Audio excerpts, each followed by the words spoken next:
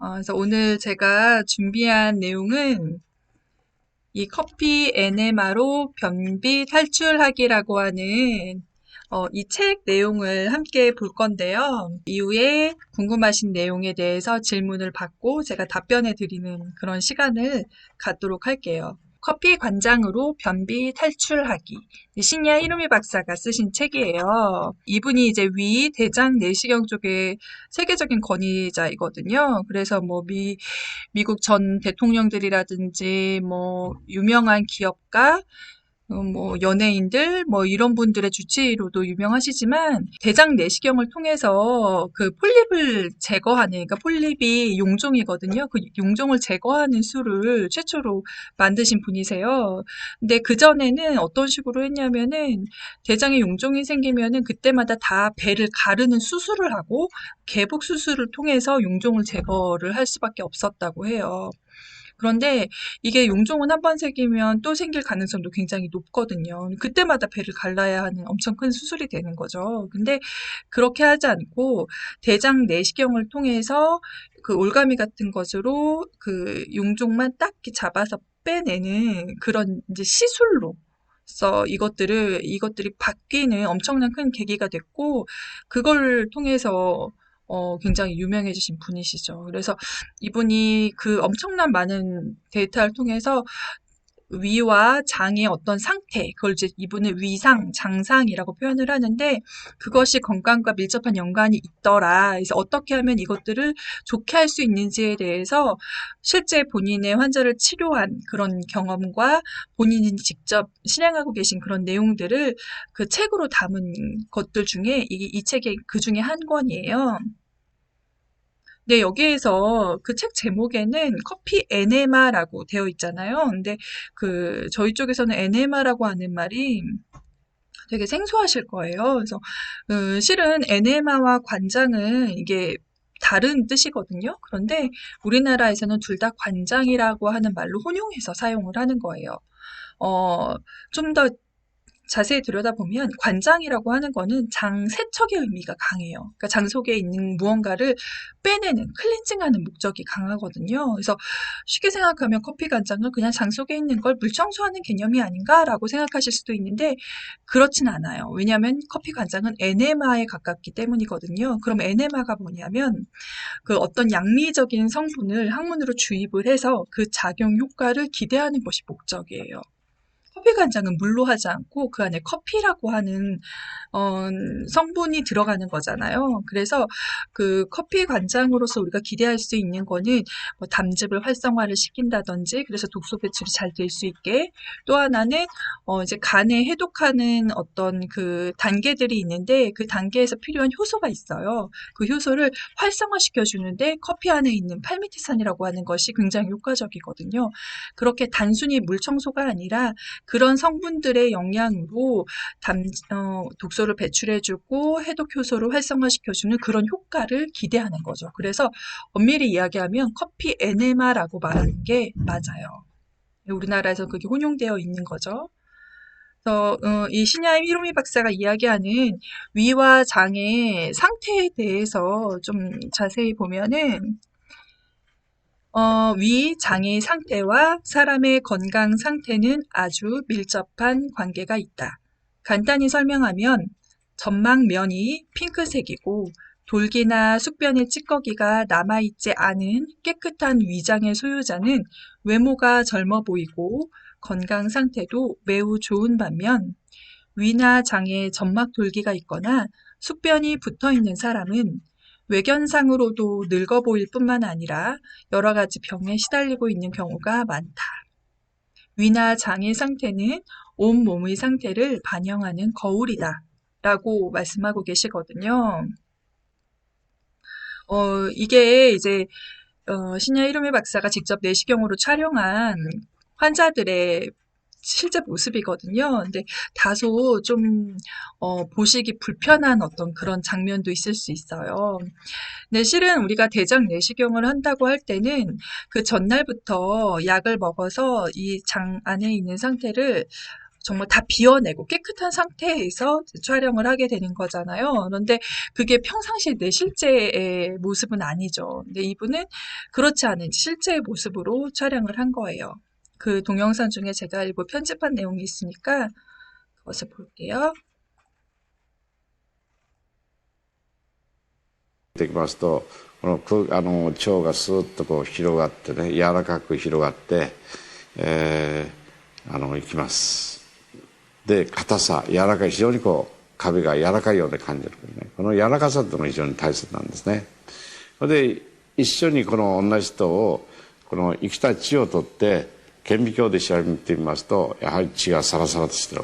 で、免疫細胞が横に見えてますけども、こういうのも非常にこう活発で、活性化が良いということでね、やはり良い食べ物を食べて良い腸相がありますと、血液も非常にきれいだということが分かります。で、この男性は65歳ですが、この横に見えてるようにこの穴ポコが開いてるでしょ。これをね、憩室症といって、これはもう毎日例えば肉、チーズ、ヨーグルト、この男性は食べてたんですけども、そうなるとこういうね、腸がこの硬くなるね、本当に硬そうに見えるでしょ。で、便がこうして詰まりますとね、その中で炎症を起こして憩室炎っていうのなんですよ。で、穀物とか豆類、野菜類などの食べ物が非常にこう少ない、食生活をしていてね。で、一緒にその腸が硬くなる。これはね、動脈も狭くなるということで、高血圧だとか、それからもう肉なんかたくさん食べてますと必ず前立腺肥大になりますし、それから変形性関節炎なんかにもなりやすくなるんです。で、右側の血液には血液の検査しますとコレステロールなんか非常に多く見られますんでね、この人の血液検査はコレステロールが約320ぐらいあったんですが、そういうことで45歳の女性ですけども、この人も腸の中を見ますとたくさんこの残便っていうか便が残ってますですよね。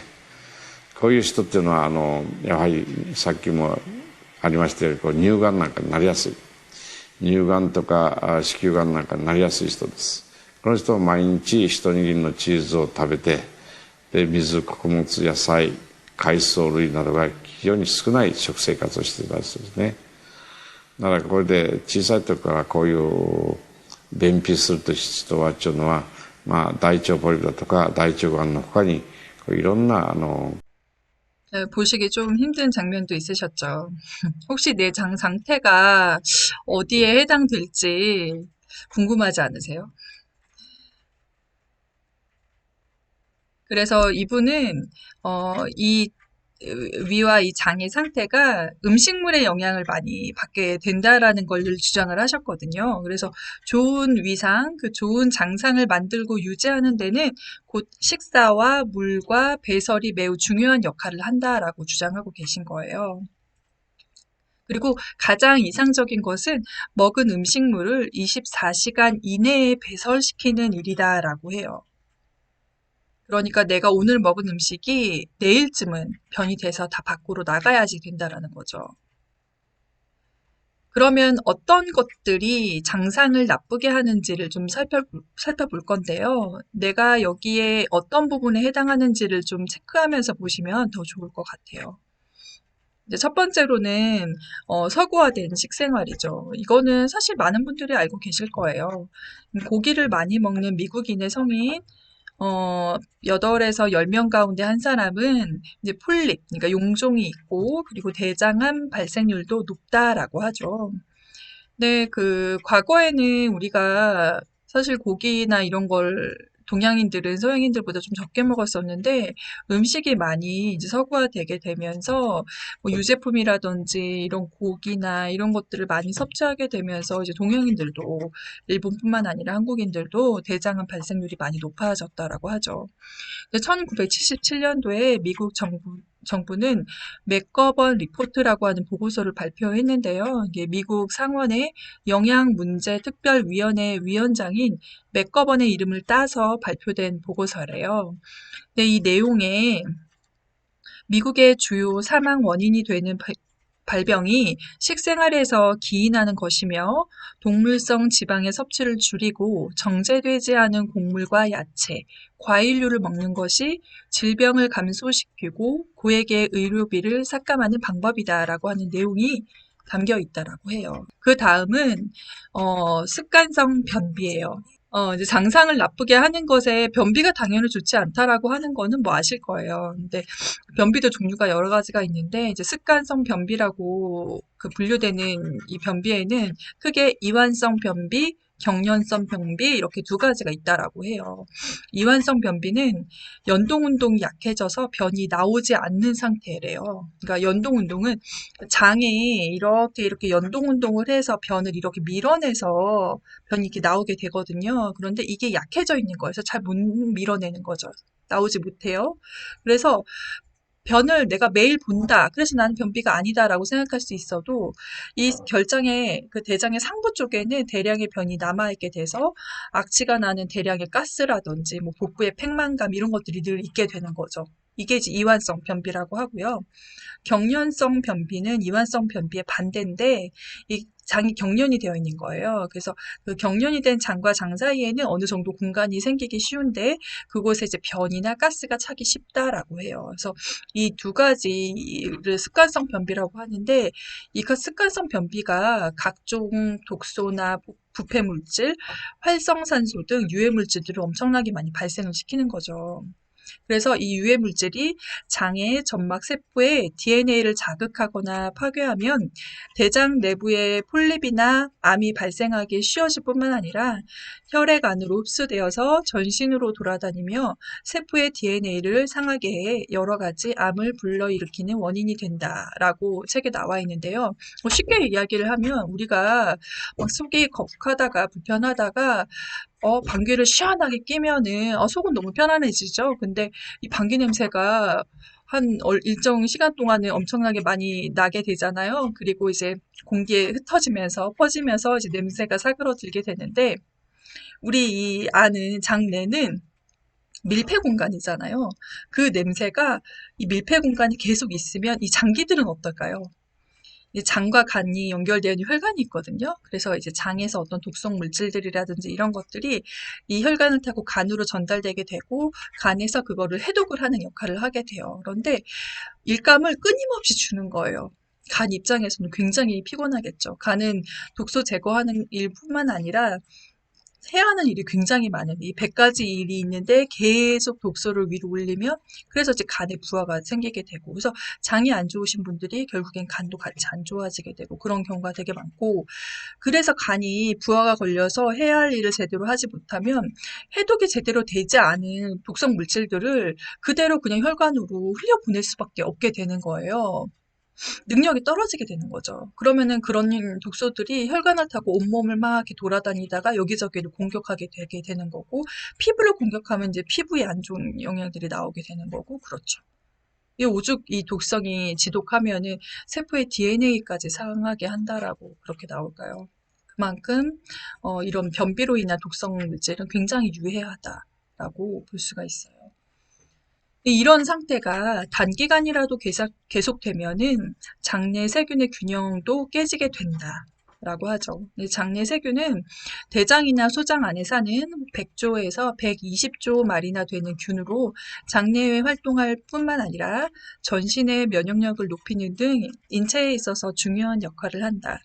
이런 장내 세균의 균형이 무너지면 장내에는 나쁜 균이 증가하고 독소나 부패물이 많아질 뿐만 아니라 장내 세균이 담당하고 있는 전신의 면역력도 저하된다. 이렇게 나오죠. 따라서 먹은 것을 24시간 이내에 반드시 배설시키지 않으면 안 된다. 하지만 먹은 것을 24시간 이내에 배설한다는 것이 말처럼 쉽지 않다. 라고 나와 있어요. 이 장내 세균이라고 하는 말이 최근 들어서 좀 되게 많이 언급이 되는 것 같아요. 이게 비단 어떤 장의 문제가 아니라 장내 세균으로 인해서 우리가 뭐 연관짓지 못했던 그런 다양한 질환과도 밀접한 연관이 있다더라고 하는 게 굉장히 많이 이제 보고가 되고 있죠. 예를 들면 뭐 비만이라든지 이런 것도 건강한 어떤 정상 체중의 사람의 장내 세균이라든지 이런 것들을 뭐 이식을 하거나, 뭐 변을 아예 뭐 이식을 한다, 뭐 이런 이야기까지도 들어보신 적 있으시죠? 이게 장내의 세균이 얼마나 중요한지가 앞으로 더 많이 그런 자료들이 나오게 될 것 같아요. 그리고 이제 장상을 나쁘게 하는 세 번째 이유로 변비약의 장기간 섭취라고 나와 있는데 이게 악순환이죠. 변비가 있어서 그 변비약을 먹는데 이 변비약 때문에 이게 더 안 좋아지는 거예요. 계속 반복이 되는 거예요. 이게 치료제가 아니라는 거죠. 근데 이런 변비약이 한 방이더라도 장기간 취하면은 이제 강한 경련과 수축을 일어나게 하는 경우가 많아서 해롭다라고 하고요. 특히 경련성 변비를 겪는 분의 대부분이 이렇게 변비약을 오랫동안 드시는 게 이유라고 해요. 그래서 변비약이 결국에는 변비를 개선시키지 못하는 그런 이유가 되는 거죠. 또 이제 알로에나 뭐 센나, 이제 센나라고 하는 게 일본에서 한참 유행했던 변비차라고 해서 그런 어떤 식물이거든요. 그런 허브류 뭐 이런 것들, 설사 효과가 있는 약초 이런 것들도 장기간 매일 섭취하면 장 점막에 독성을 갖게 하고 색소 침착증을 일으킨다. 변비약을 장기간 사용하면 인체에 나쁜 영향을 초래한다. 라고 이야기를 하고 있어요. 그러면서 이제 간 기능이 나빠지는 경우를 이야기를 하죠. 이것 제가 좀 전에 설명드렸던 그런 내용이에요. 그래서 이런 분들의 장 점막을 보게 되면 이 안이 그 거뭇거뭇해서 그 색소 침착이 되어 있는 경우가 많다라고 해요. 근데 이렇게까지 되면은 장 활동이 기능을 잃게 된다라고 하죠. 그래서 자연적인 배설 능력을 회복하지 못하게 되는 경우도 굉장히 많고, 당연히 장이 해야 하는 일 중에 하나인 영양소 흡수도 기능이 떨어지면 제대로 못하죠. 아무리 좋은 음식을 많이 먹어도 장 기능이 이렇게 좋지 않은 상태에서는 정말 몸 안으로 이렇게 흡수가 돼서 제대로 쓰이지 못하고 그게 다 고스란히 밖으로 나가는, 한마디로 이제 비싼 똥을 싸게 되는 그냥 그런 경우가 되는 거죠. 그래서 이 장상을 좋게 하는 게 굉장히 중요한 거예요. 그래서 이제 신야 히로미 박사는 그래서 이미 변비약을 장기간 복용하고 있는 사람이라면 커피 관장을 꼭 하기를 바란다라고 이야기를 하죠. 그래서 3개월에서 6개월 안에 변비약의 악영향인 장의 색소 침착이나 경련 등이 사라지고 정상적인 깨끗한 장의 상태로 회복된다라고 이야기를 하고 있어요. 그래서 장이 좋아야 간도 활발하게 활동한다. 라고 하는 건 이제 당연하죠. 장과 간의 상관관계. 변비나 수면 때문에 장 내 환경이 나빠지면 독소라고 할 수 있는 유화수소, 암모니아, 스카톨, 메탄, 아민 등이 대량으로 발생하게 된다. 이 부분은 이해가 되셨죠? 그런데 여기에 노화와 암의 원인인 활성산소도 발생을 하므로 간이 처리해야 할 부담이 상당히 커진다. 오랫동안 과도한 부담을 주게 되면 몸의 최대 장기인 간도 활동이 쇠퇴되어 간 기능이 저하되는 것은 당연하다. 설령 현재 질병에 걸려 있지 않다 해도 간 기능의 저하는 두통, 거친 피부, 비만, 여드름, 나른함, 어깨 결림, 요통, 만성 피로 등의 증상을 불러일으킨다. 라고 나와 있어요. 그래서 간의 활동이 나빠지면 대장에서 흡수된 독소나 유독가스를 완전히 무독할 수 없게 되고, 그렇게 되면 혈액 속까지 이런 독소들이 나돌아서 혈액을 오염시키고 혈행이나 임파선의 흐름을 나쁘게 한다. 이 상황이 되면 결국 피부에서 심장혈관까지 몸의 모든 활동이 저하되고 신진대사가 잘 되지 않기 때문에 폴립, 대장암, 궤양성 대장염, 크론병과 같은 대장병에서부터 당뇨병, 결체조직 질환, 고혈압, 류마티스 등의 질병, 유방암, 전립선암 등의 암이나 여러 가지 피부병을 불러일으키게 된다라고 되죠.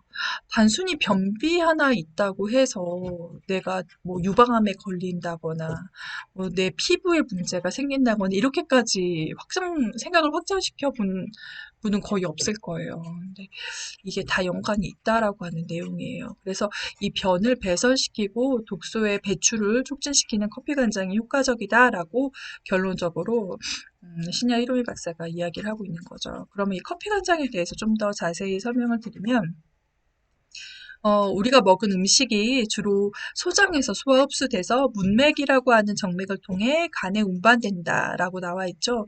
이게 어떤 내용이냐면, 우리가 음식을 먹으면 이렇게 위로 들어가서 이렇게 주개 형태로 이렇게 어, 이렇게 되고, 그리고 이제 소장으로 내려와서, 이제 소장에서 이렇게 잘게 잘게 쪼개진 것들이 소화 흡수되고, 그리고 이제 대장으로 가서, 이제 대장에서 이제 물이라든지 다 빠진 어떤, 이게 쫙 이렇게 변만, 고체화된 것들이 밖으로 이제 빠져나오게 되는 거죠. 근데 이때 이 소장에서 영양분들이 흡수가 돼서 어디로 가느냐? 간으로 가게 되거든요. 여기 그림에서 보시면 이렇게 파란색으로 쭉쭉쭉쭉 거미줄처럼 쫙 퍼져 있는 요 혈관들 보이시죠? 이게 그 정맥이거든요. 간 문맥이라고 부르는데 보통 문맥, 간 문맥 이렇게 커피 관장에 관련된 책을 보면은 요 단어들이 굉장히 많이 나와요. 요게 많이 언급되는 중요한 단어거든요. 그래서 이 장에서 요 문맥을 통해서 영양분이 간으로 전달되는 거예요.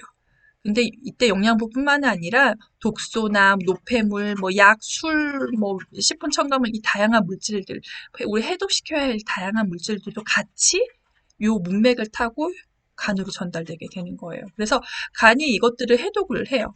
중화작용을 다 거친 다음에 간에 옆에 이렇게 담낭이 간 옆에 딱 붙어 있거든요. 이 담낭은 담즙이 모아서 이렇게 농축되어 있는 거예요. 그래서 간에서 만들어진 담즙이 이렇게 담낭 안에 모여 있다가 간이 해독작용을 하는 이런 물질들 있잖아요. 그 물질들이 담즙에 이렇게 쌓여요. 다 쌓여가지고 그 담낭이라는 걸 통해서 담관을 통해서 쭉 같이 나오는 거예요. 어디로? 십이지장으로. 담관이 십이지장으로 이렇게 연결이 되어 있거든요. 그래서 이렇게 쭉 나오면 이 나온 걸 가지고 밖으로 다 빼주는 거죠. 최후에 얘네들이 변으로 돼서 다 빠져나오는 거예요. 그래서 변 색깔이 보면 약간 초록색이 섞여져 있는 애기 똥 보면은 내 똥은 잘 본 경험 없으시겠지만 애기 똥은 많이 보시잖아요. 보면 이렇게 초록색의 이런 것들이 막 섞여져 있잖아요. 뭐 노랗고 초록색이고 이게 이제 담즙의 색깔이거든요. 근데 이때 커피 간장이 이 담즙을 활성화시켜주고 이 담관을 넓혀서 이 혈액안의 독소나 노폐물이 이제 보다 잘 부드럽게 배출될 수 있도록 도와주는 역할을 하게 되는 거거든요. 그리고 커피 간장을 하면 커피 간장 그 커피액이 이렇게 이게 얘가 하행 결장이라고 하거든요. 이게 대장에 상행, 횡행, 하행 결장이라고 해요. 그래서 S자 결장으로 직장으로 해서 밖으로 이렇게 나오게 되는 건데 커피액이 보통 한 요 정도 차게 될 거예요. 한 1리터 정도만 들어가니까요. 그래서 그러면은 요 혈관들을 통해서 커피액의 이런 성분들이 간으로 전달되게 되고 그 제가 말씀드린 것처럼 이런 담즙을 활성화시키고 담관을 이완시켜주는 그런 작용을 하게 되는 거죠. 지금 이 부분만 나왔는데 커피 간장의 역할 중에 이제 팔미틱산이 하는 역할이 있어요. 그거는 이 카페인에 대한 부분보다 좀 더 나중에 연구가 돼서 예전 책에는 잘 언급이 안 되어 있어요. 근데 이 팔미틱산이 어찌 보면 커피 간장에서 굉장히 키포인트 역할을 하고 있어요. 우리 몸에 그 간이 해독작용을 한다고 했잖아요. 근데 간이 해독작용을 짜자자잔 해서 딴 하고 무독하게 만드는 게 아니라 단계를 거쳐요. 단계를 거칠 때마다 필요한 효소들이 있거든요.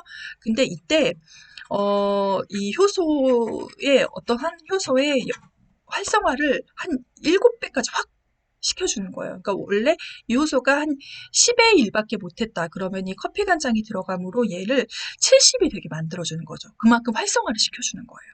그래서 좀 더 일꾼이 많아지니까 빨리빨리 많이 할 수 있겠죠. 그래서 독소 제거를 빨리빨리 시켜주고 해독을 빨리빨리 시켜주는 그런 역할을 커피 간장 안에 있는 성분이 하게 되는 거예요. 그래서 변비를 개선시키고 장을 청소하는 방법에는 여러 가지가 있지만 내 경험으로는 커피 간장이 매우 효과적이다라고 박사가 얘기하고 있죠. 그래서 커피 간장의 좋은 이유에 대해서 이 책에서는 6가지 정도로 언급을 하고 있어요.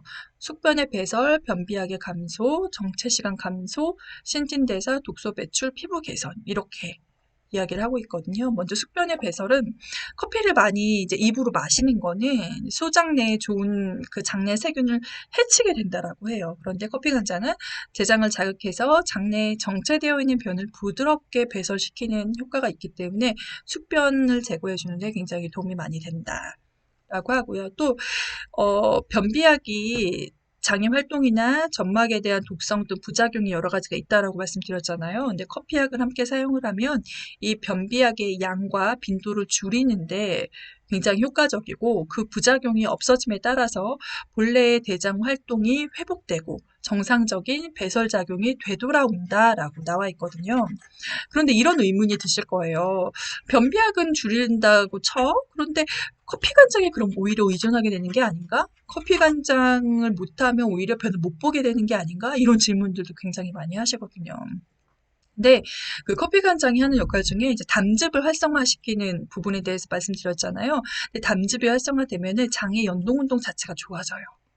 그러니까 만약에 이 장 연동 운동을 망친다, 장 연동 운동을 마비시켜서 장을 무력화시킨다라고 하면은 커피 간장에 의존해야 되는 게 맞아요. 그런데 어, 정체되어 있는 변을 빼주면서 담즙을 활성화시켜서 연동 운동을 오히려 좋게 만들어주는, 그러니까 이 환경 자체도 개선시켜주는 역할을 하기 때문에 오히려 장 의존도를 높이는 게 아니라 반대가 되게 해주는 거죠.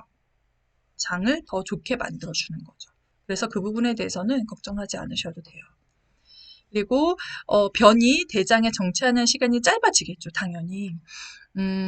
보통 먹은 음식이 변으로 배설되는데 뭐 위에서 몇 시간, 장에서 몇 시간 해서 도합 한 24시간에서 48시간 정도 걸린다라고 해요. 그런데 커피 간장을 하게 되면은 뭐 하루에 그 횟수를 어떻게 하시냐에 따라서 물론 달라지겠지만 12시간에서 24시간으로 단축되게 되고 그리고 이제 대장의 좌측 부분, 그 하얀 결장 쪽이에요.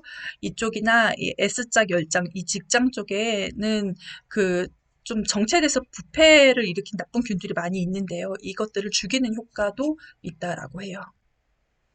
그리고 또 몸의 신진대사가 좋아지기 때문에 몸이 보다 많은 에너지를 사용하게 된다라고 해요. 그래서 체내 환경이 좋아지기 때문에 성인병의 예방이나 치료에도 효과가 있다. 노화 방지에도 효과적이다라고 나와 있죠.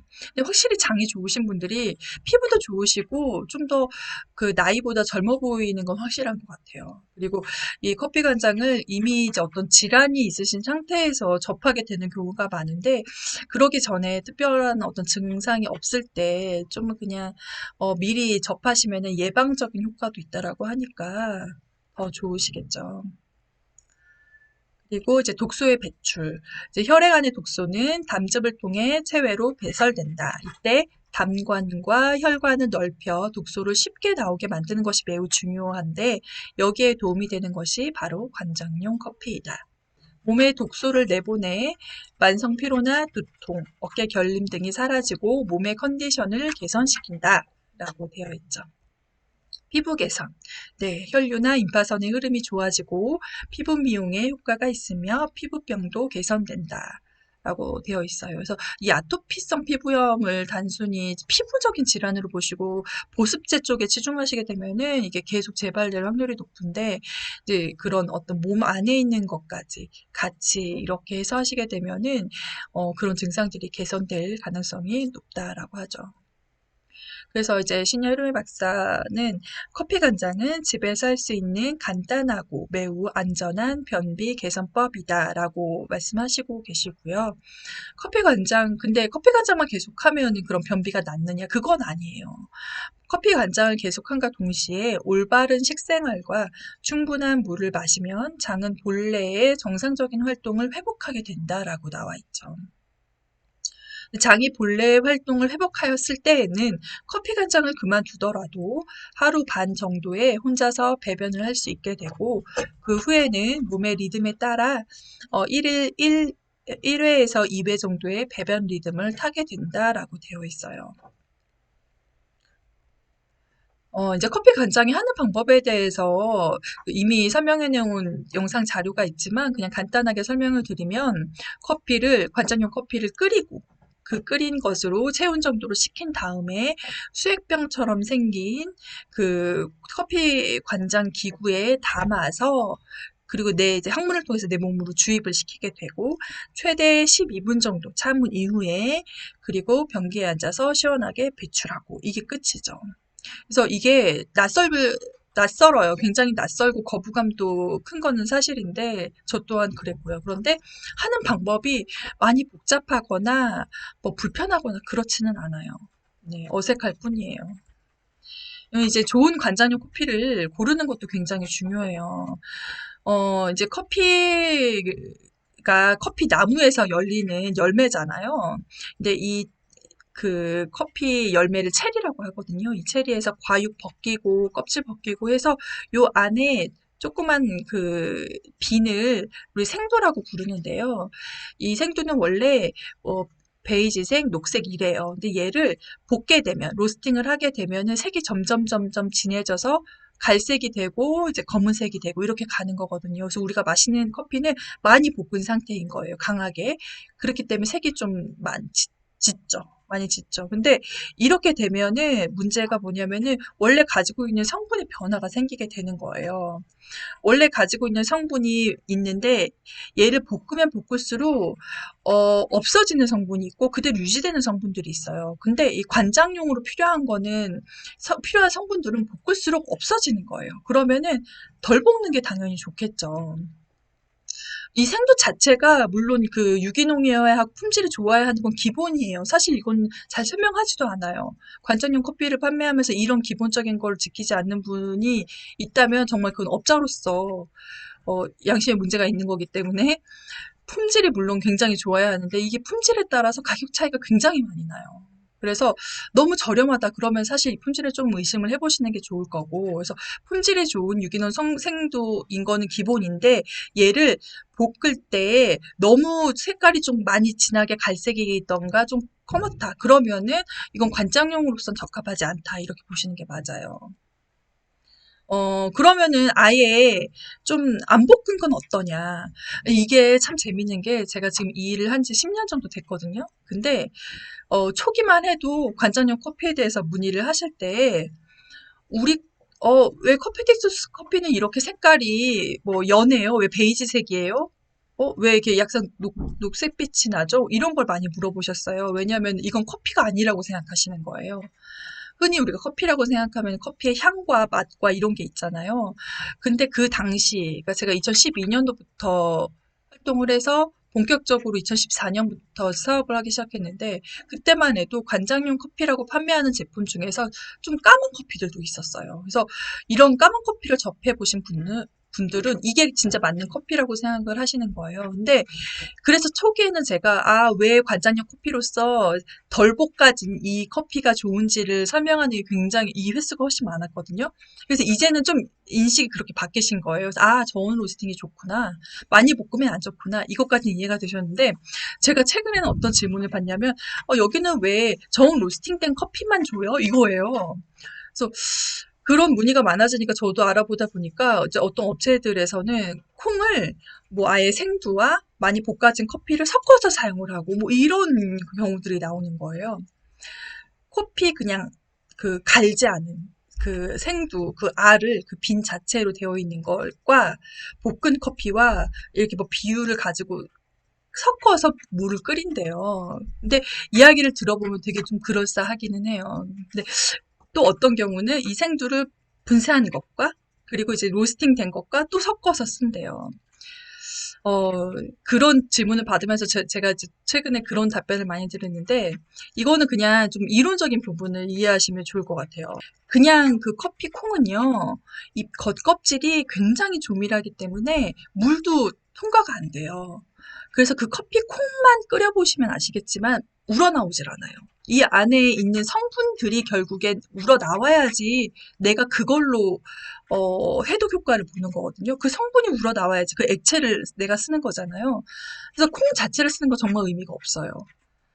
그러면 그 콩 자체를 볶지 않은 상태에서 가른 걸 쓰게 되면 어떠냐면 일단 로스팅을 하는 이유가 여러 가지가 있어요. 볶는다라고 하면 우리가 흔히 생각하는 살균 작용 필요하죠. 살균의 작용도 있게 되고 그리고 얘를 갈아진 상태에서 우리가 보관을 할 때 하루든 이틀이든 뭐 한 달이든 보관을 할 때 수분이 있는 것과 수분이 없는 거는 이 보존력이 달라요. 우리가 오랫동안 보관하기 위해서는 뭐 이게 건조식품 같은 경우는 바짝 건조를 해가지고 보관을 하면 오래 가잖아요. 근데 그냥 콩일 상태에서는 수분이 굉장히 많이 있단 말이죠. 이걸 갈았다 하더라도 그 수분들이 우리가 걔를 그렇다고 계속 이렇게 널어놓고 보관을 하는 건 아니잖아요. 이제 밀폐를 시키거나 이러면은 그 수분은 그 안에서 당연히 어떤 문제가 생길 수 있죠. 그래서 보존력 부분에서도 볶는 게 낫죠. 그래서 이 관장용 커피는 볶는 게 맞는데 강하게 볶느냐 약하게 볶느냐 이 두 가지 문제에서 결정을 해야 되는 거예요. 근데 강하게 볶으면 팔미틱산이라든지 이런 부분들이 많이 파괴되기 때문에 관장용으로 좋지 않아서 저온으로 볶는 게 가장 좋은 거예요. 그럼 이것저것 섞을 필요가 있을까요? 아니죠. 어차피 끓이는 양에 커피가 들어가야 하는 어떤 농도는 정해져 있거든요. 그럼 그 농도를 100% 관장용 커피로서 가장 이상적인 걸 100% 쓰는 게 가장 좋겠죠. 섞을 필요가 없는 거예요. 분쇄도도 마찬가지예요. 얘를 곱게 분쇄할수록 유해 성분들이 더 잘 추출된다라고 나와 있거든요. 그래서 좀 굵게 되어 있는 것보다 최대한 곱게 되어 있는 게 좋은 거고요. 그리고 신선도도 해외에서 관장용 커피를 이제 쓰시는 분들은 해외에서 이미 만들어져서 여러 가지 유통 과정을 거치고 뭐 배나 비행기로 와서 그리고 이제 본인이 받는 그런 긴 유통 과정을 그 기간을 겪게 되잖아요. 그럼 당연히 신선도 입장에선 떨어질 수밖에 없죠. 갓 로스팅을 해서 사용하시는 게 당연히 그 안에 있는 성분들이 가장 많이 남아있게 되는 거고, 선도는 냄새로 확인할 수 있어요. 좀, 그 무슨 냄새라 그러죠? 쩐내라고 하나요? 기름 오래되면 나는 그런 쩐내 있잖아요. 그러니까 콩의 꿉꿉한 냄새랑 쩐내랑은 좀 다르거든요. 이런 쩐내 같은 게 나게 되면 신선도가 많이 떨어졌다라고 보실 수가 있는 거죠. 그리고 이건 저는 이거 많은 분들이 간과하시는데 제가 정말 중요하다고 생각하는 게 이 커피 간장에 대해서 잘 아는 사람이 만든 커피가 정말 관장용으로서 중요하지 않을까요? 이 커피를 로스팅하는 이 로스터들은 본인의 취향이 있거든요. 나는 이런 커피, 나는 이런 커피. 이 커피를 볶는 어떤 시간과 굉장히 미묘한 차이에 맛과 향이 되게 많이 달라져요. 근데 이 커피 간장에 대해서 제대로 알아서 관장용으로 어떤 게 적합한지 이해를 한 사람이 올바르고 효과 좋은 커피를 만들어내는 건 당연한데, 뭐, 그 마시는 커피를 만드는 공장에서 관장용 커피를 만들거나 그 커피 간장의 전문가가 아닌 사람이 만들거나 단순히 내가 이 커피 간장의 효과를 봐서 이것으로 내가 돈을 좀 벌어볼까라고 취급을 하는 사람과는 분명히 다르다라고 생각을 하거든요. 그래서 이런 기준으로 관장용 커피를 고르신다면, 그러니까 이건 굉장히 객관적인 데이터로 제가 말씀드리는 거예요. 그러면 좋은 커피를 고르실 수 있지 않을까 싶어요. 그리고 또 많은 분들이 최근에 말씀하시는 그런 어떤 그 항산화 성분에 대해서도 말씀드리면은, 이거는 2016년도에 연구된 자료인데요. 뭐 칼륨 같은 미네랄이나 그리고 뭐 폴리페놀 같은 그런 항산화 물질은 고열에도 파괴되지 않고 강한 것이 특징이라고 이야기를 해요. 오히려 더 흡수가 좋아진다라고 하는 내용들도 나와 있거든요. 그래서 그것 때문에 볶지 않는 게 아예 볶지 않는 게 더 좋지 않냐라고 뭐 나와 있는 거는 그건 맞지 않아요. 그건 아예 이론에 맞지 않는 내용이에요. 이 정도로 그 관자용 커피에 대한 내용은 정리를 하고요. 그 다음에 이제 신야 이르메 박사가 이야기하는 식사법이 있어요. 식사법은 사실 우리가 모르는 게 아니거든요. 다 아는데, 이게 그냥 들어서와 이론이 이해돼서 내가 실천할 수 있는 것과 조금 다른 것 같아요. 그래서 그 부분을 제가 좀 시간이 많이 지나서 간단하게 설명을 드릴게요. 신야 히로미가 이야기하는 식사법의 키워드는 두 가지예요. 효소와 장내 세균. 이 두 가지가 식사법에 그리고 건강에 굉장히 중요한 역할을 한다라고 하는 거예요. 먼저 효소라고 하는 거는 쉽게 이야기해서 우리 몸에 어떤 일을 하는 일꾼이에요. 몸에서 무슨 일을 하라고 명령을 내리면 그것을 직접적으로 실행을 하는 일꾼. 그래서 체내에서 한 물질을 다른 물질을 바꾸는 데 있어 촉매 역할을 한다라고 정의되어 있는데요. 우리 몸에서 체내 효소가 굉장히 많이 있대요. 어느 정도 있는지는 알 수 없지만 3천 종류 이상이라고 해요. 근데 이 효소가 가지고 태어난대요, 사람들은. 그래서 유아는 노인의 100배나 되는 효소의 양을 가지고 있대요. 그 말은 점점 나이 들수록 이 효소의 양이 적어진다는 거죠. 그리고 이제 만들 수 있는 양도 정해져 있어서 사람마다 평생 이제 그 양의 한계가 있다라는 거예요. 그래서 이런 말도 있어요. 그 사람이 가진 효소의 양은 다 다른데 이 효소의 양이 곧 수명이다라고 이야기를 해요. 이 효소의 양이 줄어들수록 점점 수명이 단명된다라고 하는 거죠. 그걸 이제 잠재 효소라고 하거든요. 이 효소가 하는 일은 크게 네 가지로 보면은 몸에 뭐 체온이나 혈압 같은 늘 일정하게 유지해야 하는 것들 있잖아요. 내가 의지와 상관없이 늘 유지해야 하는 이런 항상성 이 부분을 맡고 있고요. 또 뭐 면역력, 자연 치유력 이런 것들에도 효소의 관여가 있죠. 그리고 뭐 세포의 재생, 회복, 뭐 신경이나 호르몬계의 균형을 조정하거나 뭐 이런 부분도 다 효소가 하는 역할이에요. 그리고 우리가 많이 아시는 먹은 음식물을 소화하는 것들 이것도 효소가 하죠. 소화 효소 이렇게 많이 들어보셨죠? 그리고 이제 체외로부터 이제 들어왔거나 또 체내에서 생성된 독소를 해독하는 그런 것도 효소가 하게 돼요. 그래서 효소는 크게 유지와 회복, 또 소화, 해독 이렇게 세 가지 일을 한다라고 보시면 돼요. 그런데 이 세 가지 일을 하는데 한쪽에서 뭐 예를 들어 소화하는 쪽에서 효소를 너무 많이 쓰게 되면 다른 한쪽의 활동이 소홀해지는 거예요. 우리 왜 춘곤증이라고 식사를 하고 나면 꼭 이렇게 좀 나른나른 졸리는 거 있잖아요. 대사의 어떤 그런 활동이 약간 소홀해지는 그걸 느껴보신 적 있으시죠? 그리고 이런 효소의 소모가 굉장히 많아지게 되면은 암이나 생활습관병을 비롯해서 여러 가지 질병을 초래하는 원인이 된다라고 이야기를 하죠. 그래서 이 효소를 너무 많이 쓰지 않고 아껴 쓰고 잘 유지하는 게 굉장히 중요하다라고 이야기를 해요. 노화, 수면과 직결된 부분이기 때문에. 근데 어떤 경우에 우리가 효소를 낭비하게 되느냐. 우리가 알게 모르게 효소를 하루에 10씩만 쓰면 될 거를 하루에 막 20, 30씩 막 쓰게 되는 경우가 있는 거예요. 가장 많이 쓰게 되는 게 삼백식품이라고 해서 흰쌀, 흰 밀가루, 흰 설탕 이런 것들 있잖아요. 완전히 정제가 된 것들. 이거는 원래 갖고 있었던 비타민, 미네랄, 효소 이런 것들을 거의 다 상실한 정말 그 속 안에 있는 탄수화물 덩어리만 우리가 섭취를 하게 되는 거예요. 그러니까 영양가가 다 빠져버린 상태가 되는 거죠. 원래 뭐 사과를 예를 들면 사과가 있으면 그 껍질에 그런 어떤 영양 성분들이 다 많다라고 이야기를 하잖아요. 식품들은요 보통 그 자기가 갖고 있는 어떤 물질들을 소화하기 위한 음식물 소화 효소도 같이 있대요. 사과도 그 껍질 안에 이 사과라고 하는 음식물을 소화할 수 있는 어떤 소화 효소가 같이 있는 거예요. 근데 우리가 그 껍질을 벗겨내고 얘만 먹잖아요. 그러면은 내 몸에 있는 체내 효소를 사용해서 얘를 소화를 해야 되는 거예요. 그렇기 때문에 좋지 않죠. 그래서 너무 정제되어 있는 거는 좋지 않아요. 그리고 또 두 번째, 동물성 단백질, 지방이 많은 음식이라고 되어 있죠. 장내에 다량의 독소를 만들어내서 이것들이 서로 모여서 체내 효소를 소모시킬 뿐 아니라 장상의 악화와 장내 세균의 이상 상태를 초래한다라고 되어 있어요. 이게 장상이 안 좋아지면 또 독소가 나올 거고 이 독소를 해독하기 위해서 또 효소가 쓰일 거고 이제 악순환이 계속되는 거예요. 그래서 단백질이라든지 지방 많은 음식 드시면 장이 불편하지 않으시던가요? 되게 가스도 많이 생기게 되고 그렇죠. 이때 효소가 굉장히 많이 낭비가 된다라고 해요. 또 과식.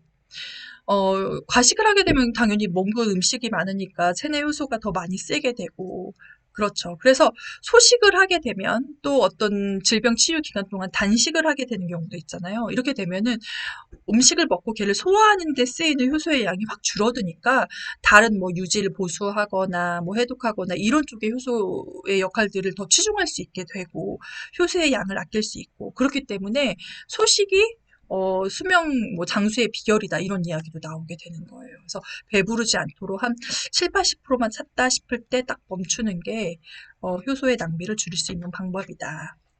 그리고 또 야식. 늦은 시간에 음식을 먹게 되면 이 위 안에 음식물이 발효하고 부패가 굉장히 쉬워진다라고 해요. 그래서 장내 세균의 균형을 깨뜨리게 되고 나쁜 균이 막 번식하게 되는 거죠. 그래서 장내 독소도 발생하게 되고 당연히 소화 흡수도 저하하게 되고 그러면서 이제 이게 효소가 낭비가 되기 때문에 잠자기 5시간 전까지는 못해도 5시간 전까지는 식사를 마치는 게 좋다라고 해요. 또 이제 급하게 먹기. 이거는 우리가 그 일을 통해서 저녁 활동을 하잖아요. 충분히 작은 어떤 조각으로 많이 씹어서 넘기게 되면은 소화 효소가 그러니까 이 효소들이 할 일이 그만큼 줄어들게 되겠죠. 뭐 예를 들어서 작은 알갱이로 그 흡수가 될 정도로 한 1부터 10까지로 본다면은 음식물 덩어리를 1, 그리고 작게 분해된 어떤 그런 음식물의 사이즈를 10으로 본다면 우리가 충분히 씹으면은 한 3, 4 정도까지는 어느 정도 입에서 처리해주고 넘겨줄 수 있는 거죠. 근데 그렇지 않으면 대충 씹어서 넘기게 되면은 이 안에서 그것들을 더 잘게 하기 위해서 좀 더 많은 소화 효소들이 쓰이게 될 것이고, 그렇기 때문에 더 많이 효소가 낭비가 되는 거죠. 그래서 최대한 많이, 적어도 한 입에 30에서 50회는 많이 씹어서 그렇게 넘기라라고 이야기를 하는 거예요. 유해물질, 뭐 술, 담배 이런 것들 당연히 많이 먹으면 간이 해야 하는 역할들이 많아지고 그런 일을 하게 되면서 효소가 낭비되는 건 당연하고요. 또 우리가 스트레스를 받으면 활성산소가 많이 생긴다고 하죠. 활성산소가 뭐 성인병뿐만 아니라 암의 어떤 원인으로도 많이 알려져 있잖아요. 근데 이것들이 그 중간에는 효소가 이렇게 낭비되는 그런 또 악영향이 있는 거예요. 그래서 이것들만 좀 줄여지게 된다면은 효소가 내 몸에 있는 것들을, 내 일정 부분 가지고 있는 것들을 최대한 아끼면서 잘 살 수 있다라고 보시면 돼요. 그래서 또 이 효소를 잘 유지하기 위해서 또 나오죠. 먹은 음식물을 24시간 안에 배설시키는 것이 중요하다라고 해요. 그쵸? 독소가 나오게 되면은 그만큼 또 해독을 위한 효소가 소모되기 때문에 맞아요. 그래서 이것들이 계속 어떤 연결고리가 다 있는 거예요. 그러면 우리가 가진 효소, 만약에 저는 효소를 1000을 갖고 있어요. 그럼 1000을 가지고 이제 평생을 살아야 하는 거고, 물론 만들어지기도 하겠지만, 어떤 분은 뭐 200 있고, 어떤 분은 4000 있고, 뭐 이렇게 사람마다 다 다를 거 아니에요. 그럼 내가 내 정해진 운명을 바꿀 수 없느냐. 충분히 먹은 음식을 내가 선택함으로 바꿀 수도 있고, 그리고 효소를 보충할 수 있는 방법도 있어요. 어떤 식으로 보충할 수 있냐면은, 자, 여기에 생식품, 발효식품, 미정제 곡물, 비타민, 미네랄, 소화효소, 보조식품, 유산균 이렇게 나와 있죠.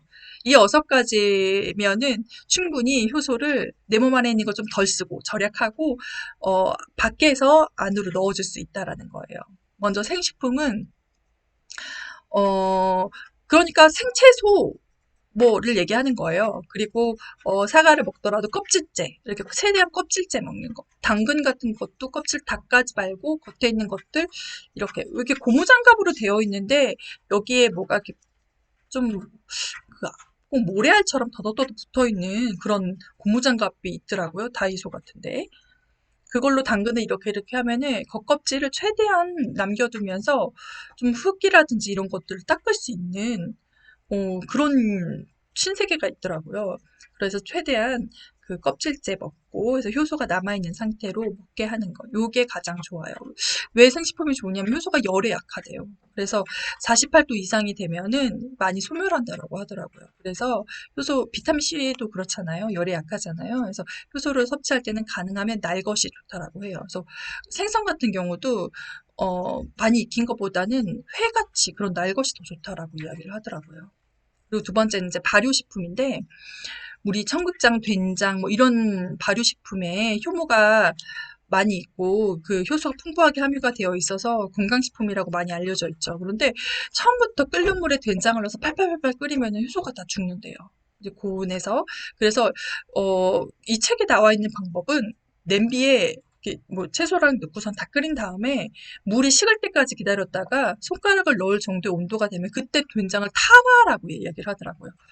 넣고 팔팔 끓이지 말고 그래야 효소가 사라지지 않는다라고 이야기를 하더라고요. 세 번째가 미정제 곡물인데 이건 말 그대로 흰쌀 대신에 현미쌀 먹어라 이거예요. 현미 자체에는 그 이제 배와 쌀 겨가 있는데 여기에 엄청나게 많은 비타민, 미네랄 뭐 이런 것들이 많이 있다라는 거죠. 근데 이 비타민, 미네랄이 되게 중요한 게 요 설명에도 나오지만은 효소가 충분히 활동하는 데 필요하거든요. 우리 몸에서 이 효소들이 활동을 하고 그 사람이 ATP라고 하는 에너지를 만들려면은 효소, 비타민, 미네랄 얘네들이 짝꿍이 딱 돼야 돼요. 그래서 어느 한쪽이라도 부족하게 되면 얘네들이 정상적인 활동을 할 수가 없어요. 그래서 비타민, 미네랄 이런 것들이 굉장히 중요해요. 그래서 효소만 막 신경 쓰면 되는 게 아니라 비타민, 미네랄도 같이. 근데 비타민, 미네랄은 충분히 뭐 생채식을 한다거나 뭐 녹즙을 먹는다거나 뭐 이런 것들을 하면 충분히 섭취를 할 수 있으니까요. 그래서 현미를 먹고 그렇게 같이 해주시는 게 좋고, 또 이제 여기 소화효소 보조식품이라고 해서 나와 있는데, 뭐 건강 보조식품이야 계속 이제 과학의 기술로 좋은 것들이 뭐 꾸준히 나오고 있고요. 그죠? 그래서 그 소화효소에 도움이 되는 보조식품은 아예 이렇게 나와 있는 건강식품도 있어요. 소화를 도와주는, 뭐, 엔자임, 효소를 영어로 엔자임이라고 하거든요. 그래서 제가 먹고 있는 식품은 저 아이허브에서 구매를 했었는데, 슈퍼 엔자임이라고 써 있어요. 거기에 뭐 여러 가지 동물성, 식물성 그런 어떤 소화 효소들이 있어서, 그러니까 말 그대로 소화제인 건데, 약국에 파는 그런 케미칼의 그런 소화제가 아니라, 왜 우리 그런 거 있잖아요. 돼지고기를 먹을 때 새우젓을 같이 먹으면 돼지고기를 소화시켜주는 데 도움이 돼요. 이 새우젓에 동물성 그런 그 소화 효소가 들어있거든요. 그런 거예요. 우리 불고기를 젤 때 뭐 키위라든지 이런 걸 넣으면은 좀 더 부드러워지잖아요. 그게 이제 그런 고기의 단백질에 그 파인애플이라든지 키위 이런 것들이 분해를 어느 정도 시켜 놓은 거죠. 놓은 거예요. 그래서 연육작용을 하는 거잖아요. 이런 것들, 그래서 파인애플에 들어있는 거, 어디에 들어있는 거, 요런 천연의 어떤 그런 자연적인 것에서 추출한 그런 어떤 식품적인 게 있거든요. 건강식품으로. 그런 것들을 드셔주시면은 도움이 된다라고 나와 있는 거예요. 그리고 이제 유산균. 아까 처음에 신여일 박사 이야기를 할 때 두 가지 키포인트라고 그랬잖아요. 효소와 그리고 장내 세균. 장내 세균 중에서 특히 건강에 중요한 활동을 하고 있는 게 유산균이거든요. 우리가 유산균, 유익균 이런 얘기 많이 들어보셨잖아요. 그래서 유산균은 뭐암 예방, 억제, 그리고 뭐 여러 가지 감염을 막아주고 정력을 높여주고 뭐 굉장히 뭐 하는 일을 정말 나열하면은 끝도 없을 정도로 유익한 작용을 굉장히 많이 해요. 그래서 가성비 정말 좋은, 저렴한데 하는 역할 정말 많은 그런 게 이제 유산균이죠. 그래서 또 이 장내 세균이 체내 효소를 만드는 것과 또 깊은 연관이 있기 때문에 장이 좋으면 체내 효소의 활동이 활발해진다라고 해요. 그래서 유산균도 굉장히 중요하죠. 그래서 이렇게 요 6가지 안에서 우리가 식사를 구성을 하면은 굉장히 좋은 식사법이 될 수 있는데, 이거를 현실적으로 제가 그 사진으로 보면은 첫 번째가 이제 콩이잖아요. 이게 이 식물성 단백질이라고 하더라도 이 콩이 동물성 단백질은 아니고 식물성 단백질이잖아요. 근데 너무 단백질을 많이 먹게 되면은 장 내에서 이상 발효가 되기 때문에 과식을 하지 말라라고. 그래서 하루 식사의 5%만. 식물성 단백질은 괜찮아, 이게 아니라는 거예요. 어쨌든 식물성 단백질이라고 하더라도 과식은 삼가한다. 그래서 하루의 식사의 한 5% 정도만 차지할 수 있도록 하는 거예요. 두부도 마찬가지예요. 대신에 하루 식사의 30%는 채소로 채우는 거예요. 채소. 생과일을 먹는다던가 샐러드 같은 걸 먹는다던가 이런 식으로요. 그래서 과일은 하루에 하루 식사의 5% 정도를 차지하게 해라라고 나와 있는데, 하루에 한 두세 종류 정도면 좋다라고 하는데, 이 과일은 먹는 시간이 가장 중요하대요. 가장 좋은 시간은 아침 식사 30에서 40분 전, 이때가 가장 좋대요. 저녁 식사 후에는 삼가하라라고 해요. 근데 우리 반대로 하고 있지 않나요? 그 보통 저녁 먹고 나서 나중에 디저트로 과일 먹는 경우 많잖아요. 이런 경우에는 과당에 의해서 위안에서 발효되기 쉽다라고 해요. 그래서 저녁 먹고 나서는 과일 드시지 마시고 과일은 아침 식사 전에 드시는 걸로 하시면 되고요. 그리고 샐러드는 뭐 갖은 제철 어떤 그런 채소들이랑 뭐 여러 가지 놓고서는 끼니마다 드셔주시면 좋은데, 이게 양이 생각보다 굉장히 많아요. 어, 샐러드와 뭐 한 5, 6종류의 온 채소를 큰 쟁반 하나 정도로 먹는다라고 되어 있죠. 이게 뭐 새끼를 나눠서 먹으면은 한 큰 파스타 접시 정도 되려나요? 온 채소라고 하는 건 살짝 데치거나 살짝 이렇게 볶은 뭐 이 정도의 채소거든요. 근데 이렇게 가열 처리를 하게 되면은 좀 더 소화되기 쉬운 형태로 바뀌기 때문에, 그래서 이것들도 적절히 믹스해서 드셔주시는 게 좋아요. 근데 물론 효소적인 측면만 봤을 때는 그냥 생샐러드가 더 좋기는 해요. 근데 이것들이 같이 적절히 되는 게 좋고요. 그 다음에 이제 동물성 식품은 장에서 뭐 가스도 만들고 별로 좋지 않죠. 그렇다고 우리가 아예 섭취를 안 할 수는 없잖아요. 하루에 한 100g 정도. 가급적이면 생선으로 섭취해라 라고 나와 있어요. 근데 소라든지 돼지고기 같은 고기는 한 달에 한 2, 3회만 먹으라라고 되어 있고요. 닭고기는 주 1, 2회 정도만 먹으라고 되어 있어요. 계란은 하루에 한 개라고 되어 있는데 이것도 건강한 사람 기준이래요. 뭐 노약자라든지 몸이 별로 좋지 않을 때는 이 또한 좀 덜 먹으라라고 되어 있더라고요. 그래서 하루에 한 100g 정도면은 단백질은 충분하고, 그리고 동물성 그 식품보다는 그냥 생선으로 먹는데, 그 이유가 이게 뭐 소, 돼지, 닭 이런 동물들은요, 인간보다 체온이 높대요. 그렇기 때문에 이것들을 먹게 되면은 우리 몸은 얘네들보다 체온이 낮잖아요. 그래서 몸 안에서, 그러니까 동물들, 이 소, 돼지, 닭 안에 있었을 때 기름은 액화되겠지만, 액체 상태이겠지만은, 상태라고 한다면 우리 몸에 들어와서는 얘가 좀 더 굳을 확률이 높은 거예요. 그래서 우리가 이거 섭취를 하게 되면은 혈액이 끈적거리거나 뭐 콜레스테롤이나 중성 지방이 높아진다라고 하더라고요. 그래서 이 생선 같은 경우는 인간보다 이게 더 낫대요. 낮아서 생선으로 먹는 게 가장 이상적이고, 대신에 통째로 먹을 수 있는 작은 물고기류가 더 좋다라고 이야기를 해요. 그래서 조리법으로는 가열하는 것보다 회와 같이 생것으로 그리고 생것에 가까울수록 더 좋다라고 이야기를 해요. 그래서 이제 마지막인데, 우리가 먹는 것 중에 또 빼놓을 수 없는 게 물이죠. 물을 많이 마시면 좋다라는 거는 너무 잘 알고 있잖아요. 일단 우리 몸에 대부분은 뭐 6, 70%는 다 물이고요. 그래서 물을 많이 마시면 우리 혈액의 흐름이라든지 신진대사, 피부, 위장의 활동 이런 것들이 다 좋아지고, 콜레스테롤, 중성지방도 줄여줄 수 있고 너무 좋은데, 하루에 1,500에서 2,000ml의 깨끗한 물을 마시는 걸 권장을 하잖아요. 근데 이때 이거는 사실은 저도 좀 혼란스러운 게, 다 말하는 사람마다 물을 어떻게 마셔라라고 하는 거 너무 달라서. 근데 심야 히로미 박사는 이렇게 이야기를 하고 있어요. 아침에 일어나자마자 500에서 750ml를 마시래요. 이게 진짜 보통 양이 아니거든요. 전 아침에 일어나자마자 물을 마시기는 하는데 한 200ml, 300ml? 근데 그것도 쉽지 않아요. 먹기가. 근데 500에서 750ml는 정말 쉽지 않을 것 같은데. 그러고 또 점심 먹기 30분 전에 500ml.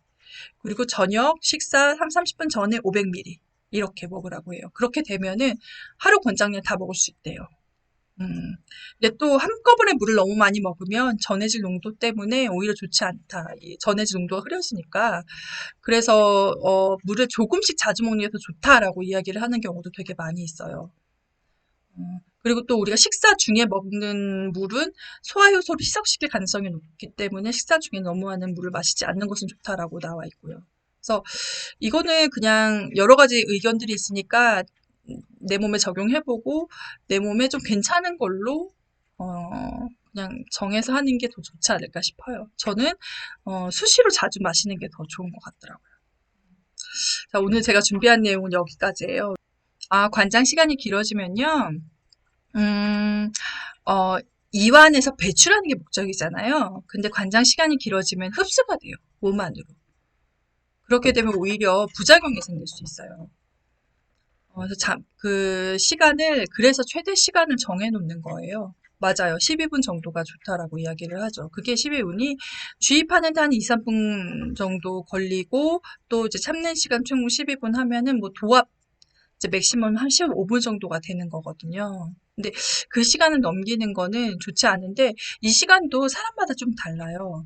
어떤 분 같은 경우는 한 7, 8분만 넘어도 좀 뭐 가슴이 두근거린다든지 뭐 이런 증상이 생긴다고 하더라고요. 이제 그게 흡수되면서 나오는 거거든요. 그러니까 그런 분 같은 경우는 최대 시간을 최대한 더 줄이시는 게 좋아요. 그래서 사람마다 이 최대 시간은 다르지만 누구라도 12분은 넘기지 않는 게 좋다. 이렇게 이해하시면 될 것 같아요. 네, 양수님. 관장이 잘 안 될 때는, 관장이 잘 안 된다는 게 어떻게 잘 안 참아진다라는 건가요? 배설이. 배설이 안 되는 이유가 여러 가지가 있을 수 있어요. 먼저 커피액의 온도. 이 가장 많은 이유 중에 하나인데 커피액의 온도가 너무 미지근하면 그러면은 얘가 좀 배설이 잘 안 돼요. 그래서 내가 커피액의 온도가 너무 미지근하지 않은지 한번 측정해 보시고 살짝 온도를 높여 보시는 것도 방법일 거고 또 커피 간장을 하실 때 주변의 온도가 또 너무 낮은 경우에도 몸이 경직이 돼요. 최대한 좀 주변 공기도 좀 따뜻하거나 좀 마음도 편안하거나 불안하지 않은 상태에서 하시는 게 좀 더 이완이 잘 되기 때문에 배설이 좀 더 잘 되고요. 그리고 너무 또 오랜 시간 하게 되면은 오히려 흡수돼서 그게 다 배설이 안 될 수도 있고.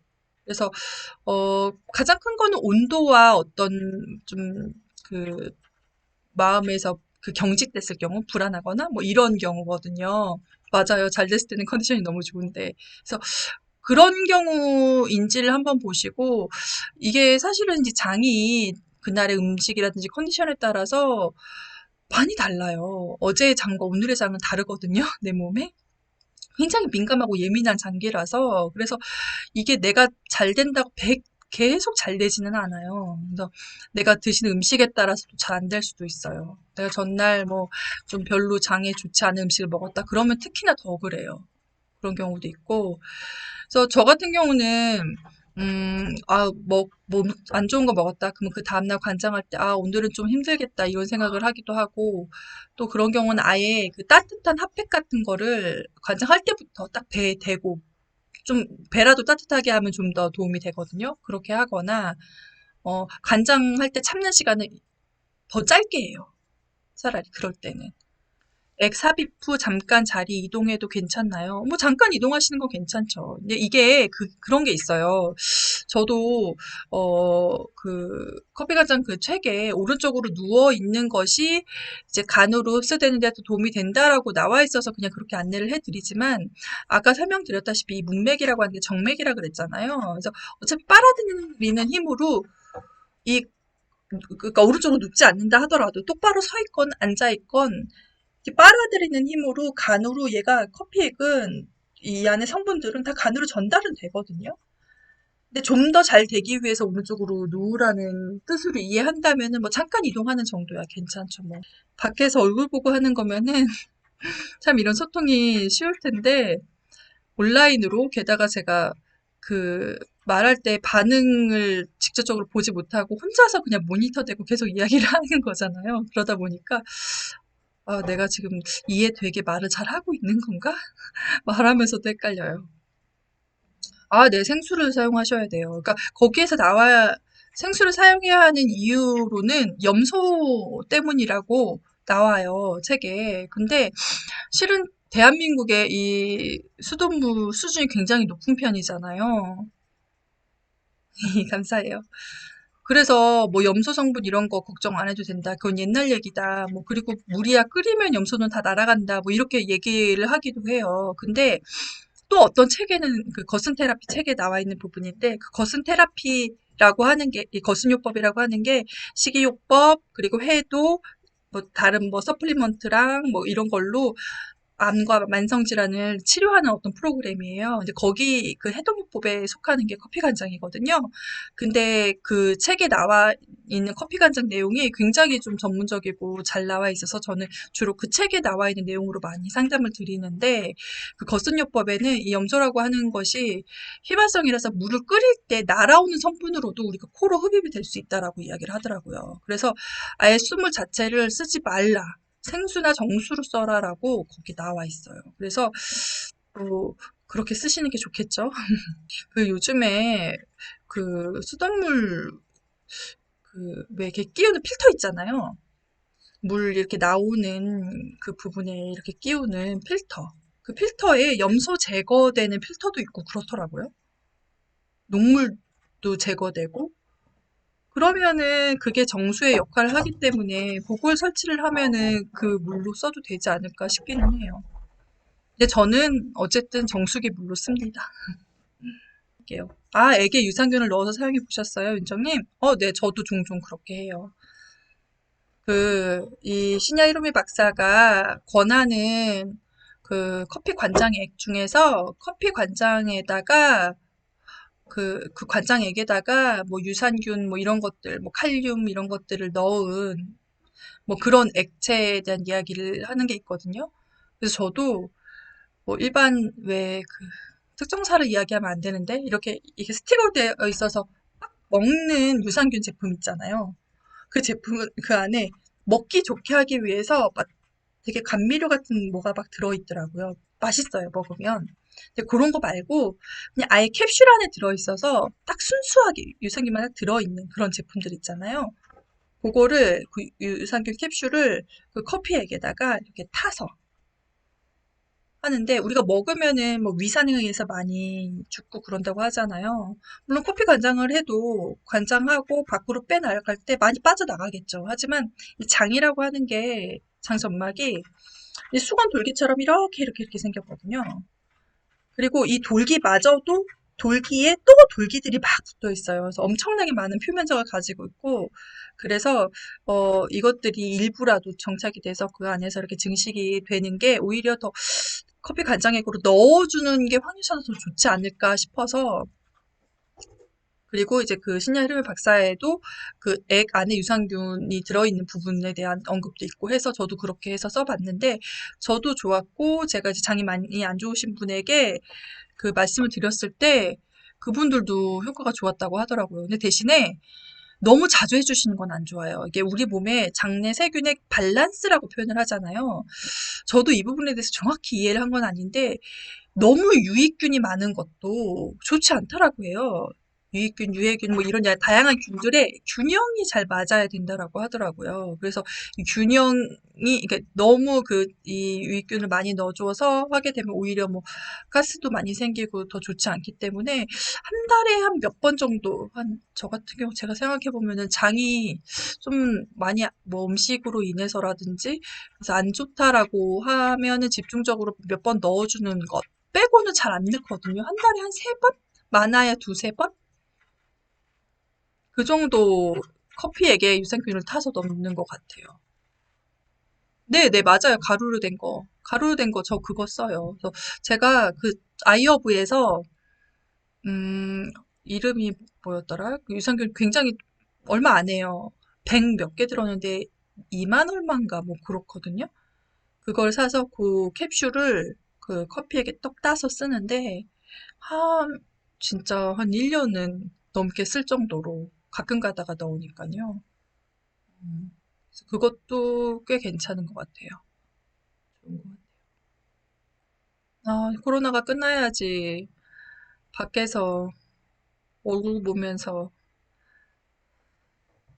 강의도 하고 소통도 할 텐데요.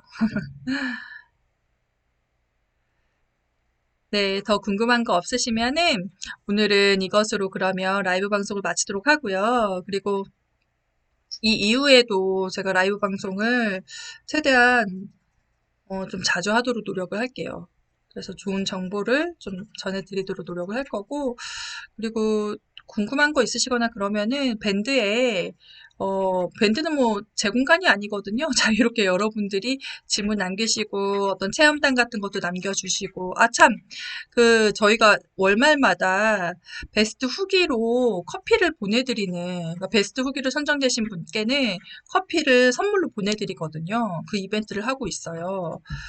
그리고 베스트 후기가 아니더라도 일단 그런 체험담이라든지 그런 걸 올려주신 모든 분들께 5,000원 할인 쿠폰 다 보내드리거든요. 전체 분에게. 그러니까 어, 좋은 경험이 있으시거나 뭐 그러면은 올려주시면은 다른 분들에게도 도움이 더 많이 되실 거거든요. 사실은 소비자가 도움되는 게 제가 좋다라고 하는 이야기보다 다른 그 분이 쓰신 어떤 그런 경험이 더 많이 도움이 되더라고요. 그래서 그것들을 서로 나누다 보면은 좀 더 많은 정보들, 서로 도움이 되는 더 많은 내용들이 이 안에 가득해지지 않을까 싶습니다. 오늘 긴 시간 동안 들어주시느라고 고생 많이 하셨고요. 다음에 또 뵙겠습니다. 고맙습니다.